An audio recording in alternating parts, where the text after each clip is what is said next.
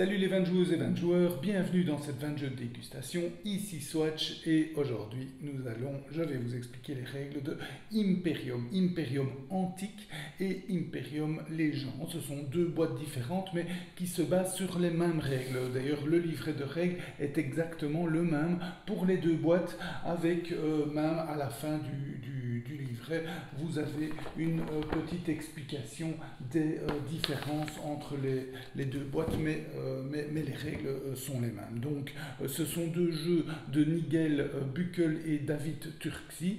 David Turkzy qui a fait des jeux excellents comme Anachronie, comme Teotihuacan, comme Tekhenu. Donc on est toujours très attentif chez 20 jeux à un nouveau jeu de David Turkzy. Celui-ci c'est pas lui qui l'a vraiment fait, hein. Il l'a développé. L'idée originale vient de Nigel Buckel, mais il est quand même co-auteur, hein, donc il a aidé à le développer et il a aussi développé son mode solo.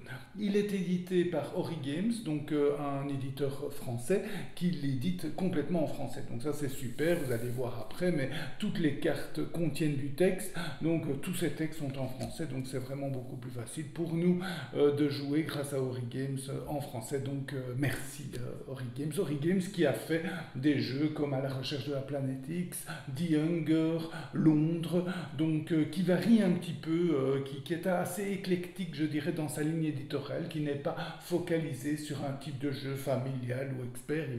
Ils vont un peu partout. Et donc ce jeu-ci est plutôt du mode expert, hein. Il faut compter 40 minutes par joueur, donc directement on est dans une belle longueur, bien que les règles soient assez simples, vous allez voir, elles s'expliquent assez rapidement.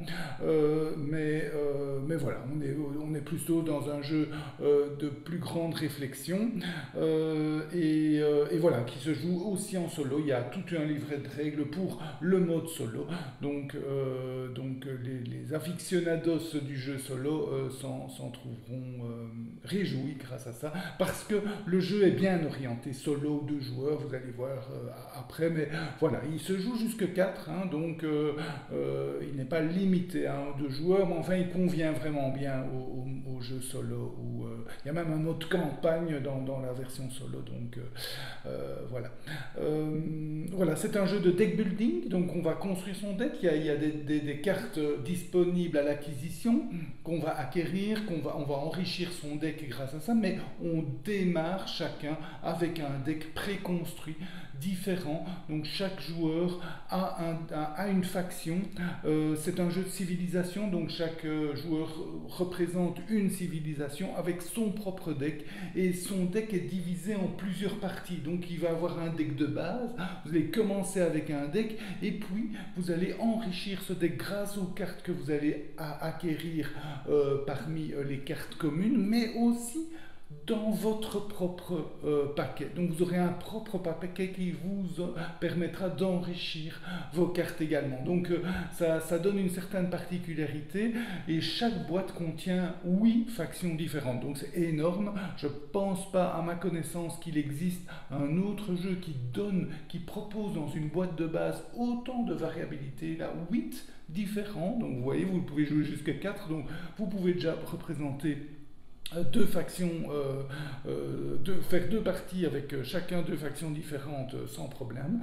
Mais la deuxième boîte, elle comprend également 8 autres factions, donc vous en avez 16 avec les 2 boîtes. Et elle coûte pas cher, hein, c'est 30 € la boîte, donc j'en reparlerai après, mais enfin c'est vraiment un très très bon rapport qualité-prix. Donc voilà, 8 factions, un jeu de deck building avec du préconstruit. Voyons ça ensemble tout de suite. Voilà donc un petit peu la mise en place d'Imperium. Donc vous avez le clan, le joueur, le coin du joueur, donc sa main de cartes, son deck, sa carte faction, ses réserves de cartes, j'y reviendrai, et son type de gouvernement, on va dire, hein. Pour le moment il est barbare. Vous avez les cartes communes que vous pouvez acquérir, donc vous avez différentes pioches. Vous avez la pioche des cartes comme ceci, que vous voyez ici, des cartes comme cela, donc ça c'est la pioche, et vous avez déjà une carte de la pioche disponible, et vous avez la pioche des cartes comme ceci et une carte qui est disponible. Vous avez les instabilités qui vont perdre 2 points de victoire en fin de partie par chaque instabilité que vous avez dans votre deck. Vous avez des cartes spéciales, des 4 points de victoire, et vous avez une grosse pioche commune qui contient des cartes de chacune de ces 3 pioches-là, plus des cartes comme ceci avec un drapeau. Et cette pioche-là, ben, vous voyez qu'elle elle permet de mettre 2 cartes. Donc chaque fois qu'un joueur va prendre une de ces cartes, il va la mettre dans sa défausse et il va remplir la carte, enfin remplir l'emplacement par une carte de la pioche. Pour cette pioche-là, c'est ces 2 cartes-là qui peuvent être remplies. Si il n'y a plus, une des pioches est vide, eh bien on va retourner des cartes de la pioche commune jusqu'à trouver une carte de la catégorie, de la bonne catégorie, et la mettre là, et puis on remélange le paquet. Alors, peut-être la physionomie d'une carte. Donc vous avez des symboles pour dire à quelle période vous pouvez jouer la carte. Donc cette carte-ci, par exemple, peut se jouer si vous l'acquérez. Vous commencez la partie en tant que barbare, donc vous pouvez jouer les cartes barbares sans problème. Les cartes comme ceci sont des cartes empire et vous ne pouvez les jouer que quand vous serez passé de la barbarie à l'empire, mais j'y reviendrai. Là, vous avez évidemment le type de carte, des points de victoire éventuels qu'elle va apporter, soit c'est un chiffre, soit c'est une condition en fonction. Par exemple, ici, c'est 2 points de victoire par carte avec ce symbole-là. Donc les cartes peuvent vous apporter différents points de victoire. Vous avez des cartes qui vous apportent des symboles. Elles n'ont aucun effet, sauf certaines cartes qui ont un effet en fonction des symboles de cartes que vous avez. Vous avez des cartes permanentes, donc une fois que vous les jouez, elles restent devant vous. Et vous avez des cartes d'attaque, comme ceci, donc elles vont attaquer vos adversaires. Vous avez des cartes que quand vous jouez, vous les jouez, vous les mettez dans votre défausse. Voilà, ça c'est pour la physionomie d'une carte. Donc vous voyez une chose particulière déjà pour un jeu de deck building, elles n'ont aucun coût. Donc vous ne devez pas dépenser des ressources pour acquérir ces cartes, si ce n'est que c'est marqué sur votre carte en question. Donc ici par exemple, non, c'est pas ici. Ici par exemple, la carte dit vous devez payer une ressource pour piocher une carte. Donc il y a des cartes. Donc le texte ici, c'est l'action de la carte évidemment. Hein, c'est ça qui fait un petit peu toute la variété du jeu avec toutes les actions différentes. Et donc ici, vous voyez certaines cartes demandent de dépenser des ressources. Les ressources, il y a 2 types de ressources dans le jeu. Il y a les ressources comme ceci, et les ressources main-d'œuvre et matériel, hein, ça c'est le matériel, ça c'est la main-d'œuvre, et ça ce sont des points de victoire. Alors comment se déroule une partie d'Imperium? En fait, chacun va jouer à son tour. Donc on joue chacun à son tour, chacun joue, fait un tour, et puis c'est au joueur suivant. Quand revient le tour du premier joueur, on met cette carte solstice entre le dernier et le premier joueur. Et donc chaque fois que revient le tour du premier joueur, il y a un solstice qui a lieu et certaines cartes ont des effets qui ont lieu lors du solstice. Et la fin du jeu est déclenchée de 4 manières différentes. La première, vous voyez, un joueur, il a son gouvernement, on va dire, son type d'organisation, la carte de sa faction, sa main de cartes, sa pioche, sa défausse, et alors il a 2 paquets de cartes qu'il peut acquérir, des paquets qui sont propres à lui-même, donc qui vont permettre d'enrichir son deck de cartes avec des cartes propres à sa faction. Donc il va pouvoir enrichir son deck de cartes avec des cartes qu'il va acquérir au marché, mais également avec des cartes qui sont dévouées à lui-même, ces deux paquets-là. Et il va d'abord acquérir des cartes de ce paquet-là, j'y reviendrai, et puis ensuite il va pouvoir acquérir des cartes de ce paquet-là. Quand ce paquet-ci est vide, Donc il a réussi à acquérir toutes les cartes de son propre paquet après celui-là. Donc celui-là est déjà vide, et puis celui-là est vide. Ça annonce la fin du jeu. Deuxième façon d'annoncer la fin du jeu, la pioche générale des cartes est vide. Troisième façon d'annoncer la fin du jeu, la pioche des cartes comme ceci. Donc ceci, ce sont des cartes points de victoire. Vous voyez le symbole en dessous. Ce sont des cartes points de victoire. Vous voyez, ça rapporte ici 11 points de victoire. C'est une série de cartes points de victoire. Quand cette pioche est vide, il y a la carte roi des rois qui peut être actionnée par un joueur. Dès qu'un joueur actionne cette carte roi des rois, on la retourne face B visible, et c'est le B ici, et ça annonce également la fin de partie. Et dernière façon d'annoncer la fin de partie, c'est qu'il n'y a plus de carte instabilité dans la pioche ici. Donc, 4 façons. Une, j'ai plus de cartes, enfin un des joueurs n'a plus de cartes à lui dans son stock. Cette pioche est vide, cette pioche est vide et la carte roi des rois est retournée, ou cette pioche est vide.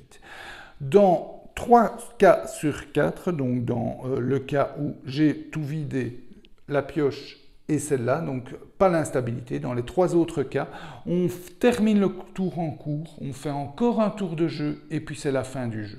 Quand instabilité est vide, alors là, c'est immédiatement la fin du jeu.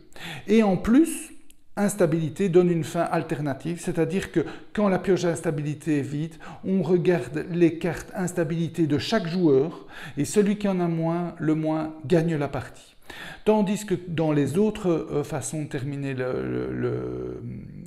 la partie, eh bien c'est le joueur qui a le plus de points de victoire, tout simplement. Donc 2 façons alternatives de terminer la partie. Évidemment, vous imaginez, puisque ce sont des decks préconstruits, des stratégies évidemment différentes. Vous avez des decks qui vont travailler sur l'instabilité, d'autres qui vont faire piocher aux autres des instabilités, vous en piochez moins, etc. pour la vidéo plus vite. D'autres qui vont travailler ici, qui vont essayer de piocher un maximum de cartes comme ça, d'autres qui vont épuiser plus facilement le deck général, d'autres qui vont permettre aux joueurs de plus facilement gagner ses propres cartes. Donc des stratégies, déjà, vous en voyez déjà quelques-unes qui peuvent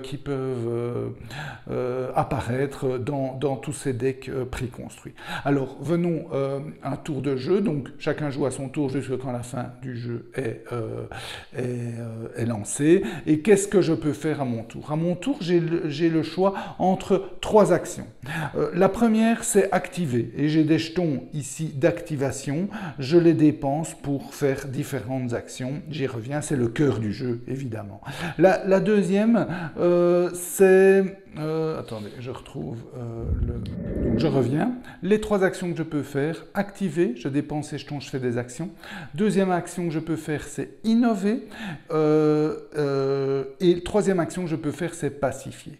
Quand j'innove, je prends toute ma main de cartes, je la mets dans ma défausse, donc je ne fais aucune action des cartes dans ma main, et je peux prendre une carte gratuitement de ces différentes pioches. Donc soit je prends une carte face visible ici, si je prends par exemple celle-ci, je la prends, je la mets dans ma défausse et je ne prends pas l'instabilité, je repioche une nouvelle carte ici. À noter que quand on pioche une nouvelle carte, si c'est une carte verte comme ça, comme ceci, avec le symbole civilisation, une carte comme ceci avec le drapeau, je mets toujours une carte instabilité en dessous.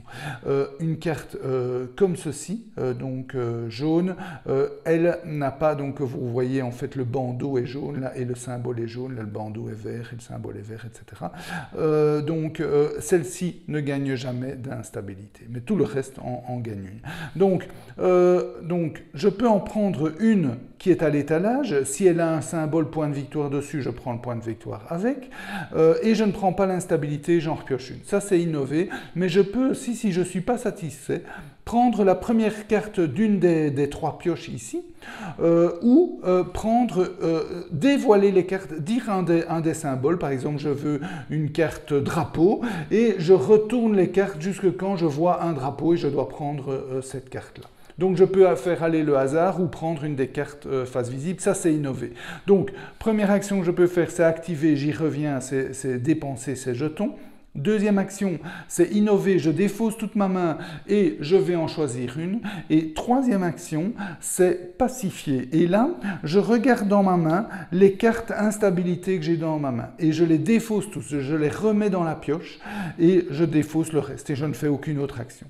Donc évidemment, je perds un tour à perdre toutes ces cartes instabilité. Donc je vous le conseille de le faire le moins possible en sachant que les cartes instabilité vous permettent de les défausser en dépensant certaines ressources. Donc autant faire une action, mais j'y reviens aussi pour les défausser, plutôt que perdre un tour complet. Donc voilà, j'active, j'innove en allant chercher une carte ou je pacifie en défaussant mes cartes instabilité. Et puis c'est la fin de mon tour. Dans les trois cas, je fais une phase de nettoyage. La phase de nettoyage consiste à prendre un point de victoire du stock et à le déposer sur une des cartes disponibles ici, donc pour rendre une carte plus intéressante éventuellement, enfin pour les autres en l'occurrence. Ou à soi quand reviendra son tour, évidemment. Ensuite, je vais défausser autant de cartes que je veux de ma main. Donc les cartes qui me restent en main, je peux les défausser. C'est conseillé de les défausser. Je vous explique ça dans un instant, mais vous pouvez en garder dans votre main et quelquefois, c'est un choix intéressant. D'ailleurs, quelquefois, vous aurez envie de ne pas défausser toutes vos cartes. Donc vous pouvez défausser toutes les cartes que vous voulez et piocher jusqu'à avoir votre main maximale. La main maximale standard, c'est 5 cartes. Donc je pioche jusqu'à avoir 5 cartes. Ici, il n'y a que 3 cartes. Donc je prends mes 3 cartes. Je dois en piocher encore 2. Qu'est-ce que je fais quand j'ai ma pioche qui est vide? Je vais prendre une des cartes, enfin la première, hein, donc ces cartes ont été mélangées de mon deck ici. Donc je prends la première carte de mon deck, je l'ajoute à ma défausse, je mélange toute ma défausse et elle devient une nouvelle pioche et je pioche ce qui me reste pour arriver à mes 5 cartes. Hein. Donc ça c'est la fin du jeu, la phase de nettoyage. 1. Je mets un point de victoire sur une des cartes. 2. Je me défausse d'autant de cartes que je veux. 3. Je repioche pour arriver à une main de 5 cartes normalement. Et si j'arrive à vider ma pioche, à ce moment-là, je prends la première carte qui est là. Quand toutes ces cartes-ci ont été prises, je prendrai celle-là.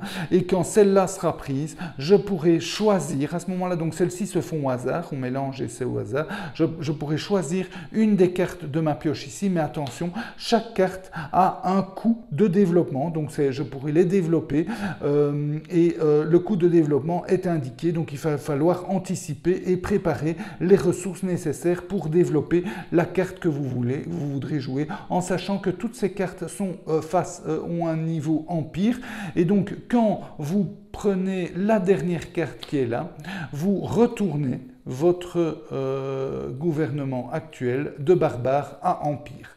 Donc évidemment, vous pourrez, à ce moment-là que vous êtes empire, vous pourrez jouer, acquérir et jouer les cartes qui sont là, mais également les cartes qui auront ce symbole que vous aurez précédemment acquises ou que vous allez acquérir plus tard. Donc ça, c'est l'avantage d'être empire. L'inconvénient, c'est que les cartes barbares que vous avez en main, et vous en avez au début de la partie, enfin ça dépend des factions, mais vous voyez, vous en avez. Donc ces cartes-là, vous ne savez plus les jouer. Heureusement, il y a des effets. Il y a certaines cartes, je ne sais pas si celle-ci, voilà. Vous pouvez, non, c'est pas réservé, je sais plus. Je pense que c'est réservé, oui. Je vous confirme, c'est réservé. Donc, quand vous réservez une carte, vous prenez une carte de votre main et vous la mettez sous la carte. Donc, vous voyez, cette carte, c'est une carte infinie. Elle reste devant vous tout le temps. Une fois que vous la jouez, elle reste devant vous. Et vous pouvez réserver une carte. Donc, c'est une manière de ne plus avoir à repiocher les cartes qui concernent un empire que vous ne jouez plus. Donc, voilà. Donc, ma phase de nettoyage, je pioche jusque 5 cartes, je vide progressivement. À chaque fois que je vide mon paquet, je prends une des cartes là, puis je peux acheter une des cartes là, et c'est au joueur suivant. Alors, donc les actions, je vous rappelle, soit activer, soit tout défausser et innover, c'est-à-dire prendre une des cartes qui est là, soit tout défausser et enlever toutes les instabilités. Alors, quand je fais activer, quand j'active, qu'est-ce que je fais? Je vais remettre comme au début du jeu. J'ai tous mes jetons qui sont là. Oui, donc j'ai oublié, dans la phase de nettoyage, on remet tous ces jetons-là sur sa carte Empire, donc, ou Barbare. Donc, tous ces jetons, s'ils sont sur des cartes, il y a des cartes qui auront des jetons comme ça, ou s'ils ont été joués, eh bien, reviennent sur la carte. Hein. Donc, vous faites un reset à chaque fin de chacun de vos tours. Hein. Donc, ça vous permet de compter. Ça sont des jetons épuisement. Quand vous avez le mot-clé épuisement sur une de vos cartes, eh bien, vous pourrez donc l'épuiser. Voilà, vous voyez ici, épuiser, dépenser une action pour jouer une carte comme ça de ma défausse. Donc, épuiser la carte, ça veut dire je prends un jeton épuisement, je le mets là, et ça veut dire qu'évidemment, je ne peux plus l'utiliser ce tour-ci, mais à la fin de mon tour, ben, je défausse mes cartes, je pioche et je remets tous ces jetons là. Alors, ces jetons-là, ce sont vos jetons actions. Généralement, chaque faction a 3 jetons actions. Donc, vous pouvez réaliser 3 actions. C'est quoi réaliser une action? C'est principalement jouer une carte de votre main. Donc, quand vous jouez une carte de votre main, vous devez dépenser un jeton action. Donc, vous voyez, à votre tour, vous pourrez jouer 3 cartes de votre main, normalement, en fonction des factions, mais la majorité des factions, c'est 3 cartes. Donc, si c'est une carte infinie, ben, vous la laissez devant vous et vous appliquez son effet. Si ce n'est pas une carte infinie, ben vous la jouez, vous la mettez dans votre défausse. Alors, qu'est-ce qu'elles vont faire, ces cartes? Vous voyez, ici, elles vont vous permettre de payer des ressources pour acquérir une carte. Hein. Donc, acquérir une carte, eh bien, vous choisissez une des cartes qui est visible ici. Donc, on n'innove pas. Je vous rappelle, innover, c'est on peut prendre là, mais on peut prendre aussi dans les pioches. Acquérir, ben non, on choisit une des cartes visibles. On la prend, et si en dessous, il y a une carte instabilité, on la prend aussi et on met les cartes dans sa défausse. Vous voyez que pour acquérir certains types de cartes, ici, celle-ci vous propose de payer 2 ressources comme ça. Ici, vous pouvez acquérir sans payer de ressources, mais vous devez archiver Philippe dans votre histoire. Donc, l'archiver, ça veut dire le mettre en dessous de votre carte faction et vous ne savez plus le récupérer. Donc, c'est une fois joué. Maintenant, s'il rapporte des points de victoire, mais bon, c'est pas le cas ici, ben, les points de victoire vaudront en fin de partie. Ici, c'est une carte infinie, donc quand vous la jouez, elle reste devant vous, mais hop, directement, vous gagnez 2 ressources. Donc, et vous pouvez réserver une carte. Donc, vous voyez un peu les effets. Vous avez aussi des cartes qui donnent d'autres effets qui sont dans votre pioche personnelle, comme par exemple celle-ci, qui est une carte attaque qui vous permet de voler des ressources à un adversaire.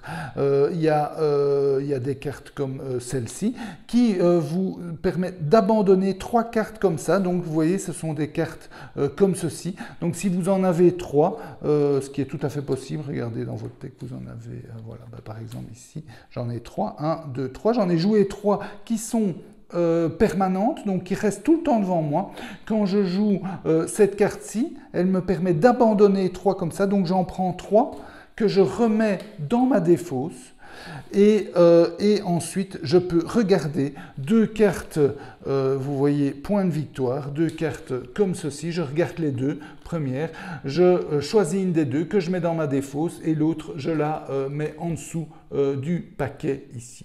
Donc, vous voyez le type d'effet des cartes que vous avez. Vous avez un peu de gestion de ressources et vous avez pas mal d'effets différents, des effets d'attaque, des effets de gain de ressources, de dépenses de ressources contre certaines actions, même de dépenses de cartes qui est devant nous. Et donc, à chaque fois que vous jouez une carte, vous jouez un jeton action. Il y a des cartes qui sont gratuites. Hein, il est marqué action gratuite. Quand c'est une action gratuite, eh bien, vous jouez la carte sans devoir dépenser un jeton action.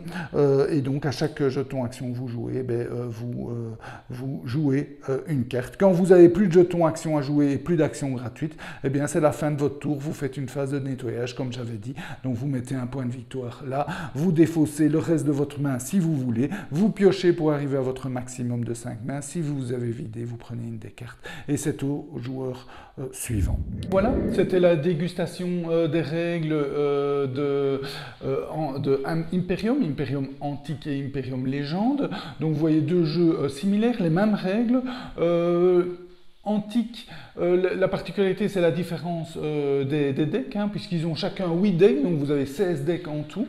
Les decks d'Antique sont un peu plus faciles, donc chaque deck, la difficulté de chaque deck est représentée par des étoiles, et on voit bien que les étoiles, il y a 3 decks d'une étoile dans Antique, tandis qu'il n'y en a aucun je pense dans Légende, donc les decks sont un peu plus faciles dans Antique que dans Légende. Donc si vous voulez vous lancer dans le jeu, je vous conseille les 2 boîtes de toute façon, mais si vous voulez choisir une des 2 boîtes, commencez par Antique, le plus facile, et puis vous aurez certainement envie de continuer l'expérience avec Légende.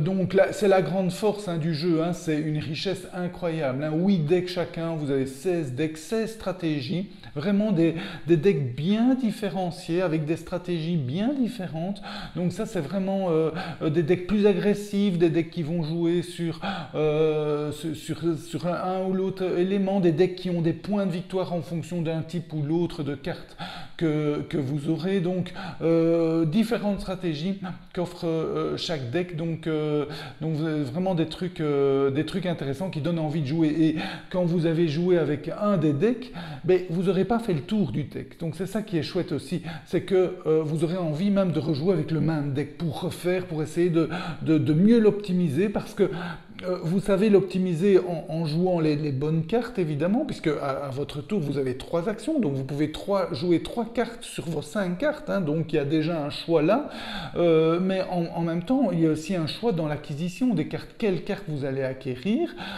quelles sont les cartes qui vont le mieux fonctionner avec votre stratégie, tout ça, ça a une courbe d'apprentissage assez élevée, donc chaque deck est intéressant, et c'est ça qui fait la richesse incroyable de ce jeu, qui est plutôt, je trouve, à conseiller en solo ou 2 joueurs, même si 3 ou 4, ça fonctionne très bien, mais comme vous avez envie de tester tous les decks, etc., moins vous êtes, plus c'est facile de tester tous ces decks,